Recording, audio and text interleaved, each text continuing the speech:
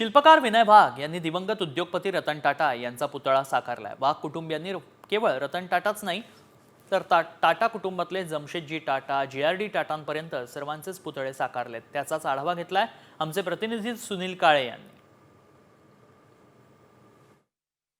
दिवंगत रतन टाटा यांची जयंती काल नुकतीच झालेली आहे आणि त्यांच्या निमित्तानं त्यांचा एक स्टॅच्यू वाघ स्कल्पचर जे विनय वाघ आहे त्याचे सर्व त्यांनी बनवलेला आहे। हा स्टॅच्यू आहे ज्या ठिकाणी त्यांनी हे डिस्प्ले मॉडेल बनवलेलं आहे ज्यामध्ये रतन टाटा यांना श्रद्धांजली वाहायचा प्रयत्न केलेला आहे। निधनाच्या दुसऱ्या दिवशीपासून मला रिसर्च करायला लागला आणि तो पुतळा त्याच्यानंतर 10 दिवसांनी म्हणजे स्ट्रक्चर बनवून सुरुवात केली।